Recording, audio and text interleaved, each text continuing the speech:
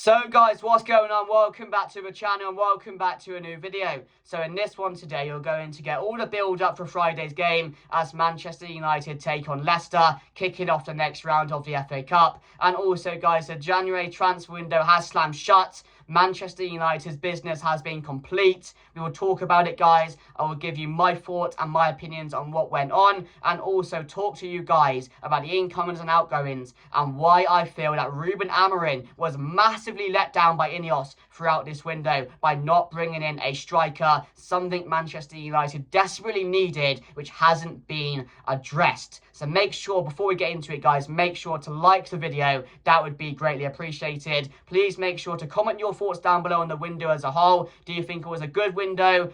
Could Manchester United have done more? Should we have done more? Let me know down below, guys, and make sure to comment your score predictions for Friday's game as well. Another big cup game which Manchester United need to focus on, and we've got a very good opponent against Leicester to hopefully get through to the next round. So I'm hoping we can get the job done in that game on Friday, and also make sure to share and subscribe if you guys are enjoying the content. So the window is over, guys, and I just feel very disappointed and very let down with what's going on by Ineos. You know, Patrick Dorgu, a very exciting fullback for Manchester United, someone that is obviously going to play a big role in the team. Hayden, an Arsenal youth prospect, has joined as well, a centre-back which may need to be used now, considering that Lisandro Martinez has suffered an ACL injury. Absolutely gutted for the lad. He's coming into a bit of form now. He's been one of our best players recently, and it's sad to see another big injury has happened to the same player. So I'm absolutely gutted for him. Get well soon, Martinez. So maybe Hayden is going to be used sooner than he thought he would, or sooner than Ruben Amorim thought he would have to use him. So be interesting to see what goes on there, or will he trust the likes of Maguire and Johnny Evans ahead of him? Let me know down below your thoughts on that situation. The outgoings, of course, being Anthony to Betis on loan, and also a few youngsters, and also the main one being Marcus Rashford to Aston Villa on loan till the end of the season with an option to buy as well. That was one which shocked a lot of people, I feel. Shocked me a bit. It's still sad to see, but at the end of the day, it was probably best for him and the team to move on until the end of the season. So that was the outgoings, guys. And like I said just a minute ago, I just feel very, very let down with what's going on. And what angers me even more is Ineos right now seem to be relaxed with the situation, with what's going on throughout the window. I'll read it out for you guys. The outlet I read this morning, it should be on screen for you guys. From Manchester United's perspective, the January plan was to lose players deemed at odds with the culture Amorim wants to establish, add a left wing back, and stay financially retrained before the summer when a long-term centre forward can be recruited. And that was from The Athletic this morning. And I wouldn't have a problem with it too much if our players were good, we had a good team, we had a lot of depth. But Manchester United have just lost two forward players. Yes, they were not going to be involved in the team, but you can't lose two forward players like that and not replace them in the same window. It worsens our depth, and we didn't have any in the first place. And now we've got none. It's amazing, and this is what increases my anger on the situation, because Ineos talked about making this club great again. Running a football club how it should be run. That's not how a football club should be run. If you lose two strikers or two forward options, you go out there and you get some more. You replace them. It's bad enough at the moment. The problems are there. The problems are here already. They won't be here in the summer. What will happen in the summer is we'll get promised a striker and we probably won't get one. The problems are not about the future. The problems are happening here, right now at Manchester United. And this is why I feel Amorim was let down. He wanted a striker. This is what I mean about backing the manager. He has been set up to fail. And the only transfers we brought in when we desperately needed them was a fullback, in which we needed an unknown fullback, and a centre-back from Arsenal's youth. What the hell is going on? What on earth is going on with this?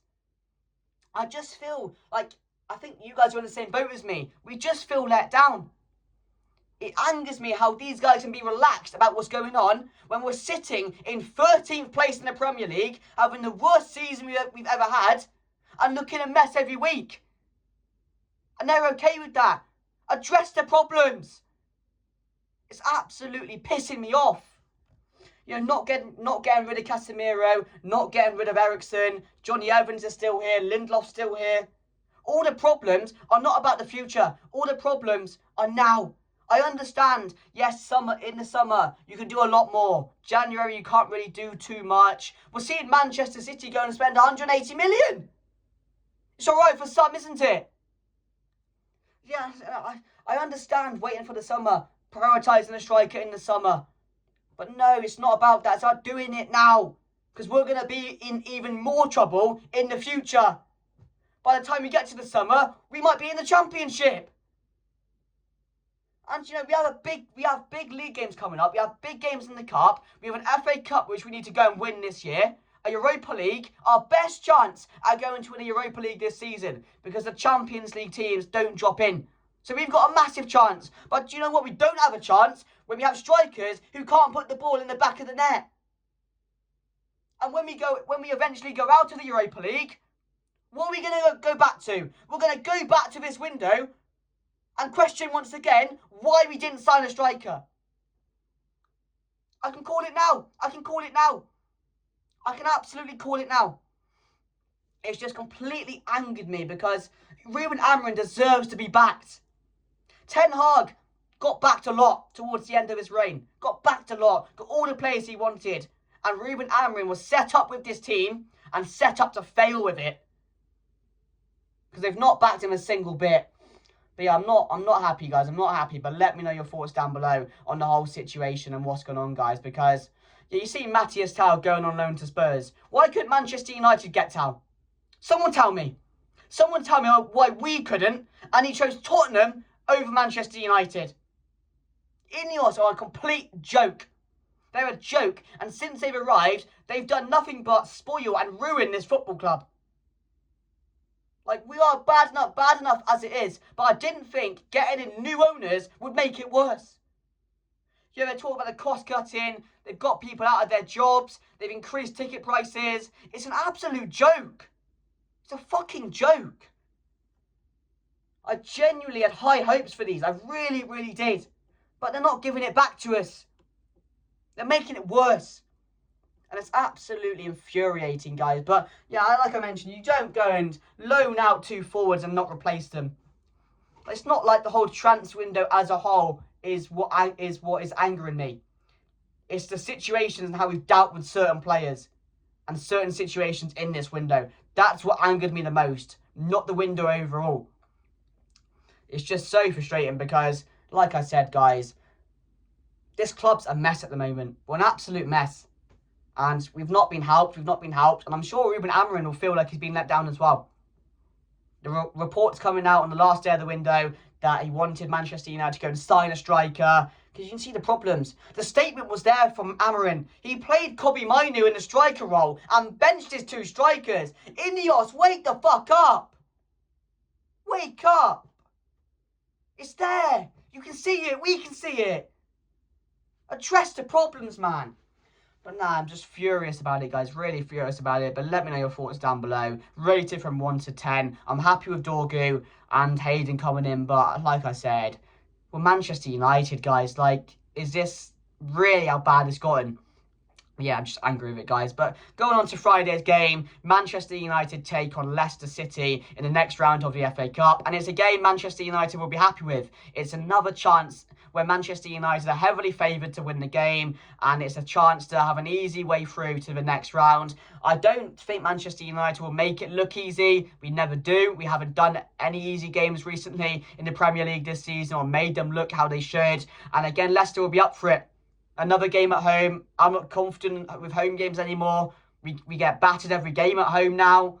It's so easy to play against us. And Leicester City will be confident going into the game. But like I said earlier, Manchester United need to prioritise these cups now. The Premier League, you know, go about your business in the Premier League as we should. Try and win every game. But we're 13th and the realistic expectation for us is maybe Conference League at best. We're not going to get Europa League. The first 10 teams in the league are so far better than us, so far clear of what Manchester United are at the moment. And they're just playing better. They're coached better. And at the end of the day, they've got better players. and they're going to have better seasons than this. So the realistic competitions Manchester United need to be prioritising are the FA Cup and especially the Europa League going forward, guys. But talking about that, I will put my team for the game on the screen now. You should see it around here, guys. And I have gone with the midfield of Toby Collier to start this game and Bruno Fernandes both in the middle, with Ahmad, Garnacho and Xerxes playing in the forward roles. Mazraoui, of course, Diego Dallo, and the back three I've gone Maguire, De Ligt and Yoro to start this game as well. With Martinez being injured, he won't be available to play for the rest of the season. So that's my team going into the game, and I'm excited to see Toby Collier again. I think since he has been brought into the squad, he's played really well. He's done really well for himself. Garnacho as well, I'm really excited to see how he gets on. Recently, he's been playing really, really well. He's looked like one of our better players in the team. He looks like he wants to stay. I'm really, really thankful that we did not get rid of Garnacho in the window. I'm really thankful because I swear to God, if we lost Garnacho on the last day of the window to Chelsea, I would have lost it. I would have absolutely lost it. I really would have. So I'm so glad he is staying at Manchester United. And of course, I have chosen Xerxes ahead of Højlund in this game. But like I mentioned, my final thoughts going into the game, we need to win this game. There's no ifs, there's no buts, no maybes. We have to go out there and win this game comfortably.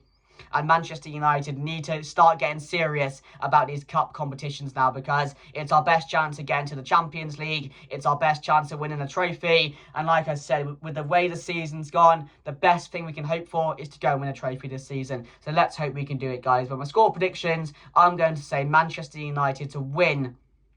I'm going to go 3-0.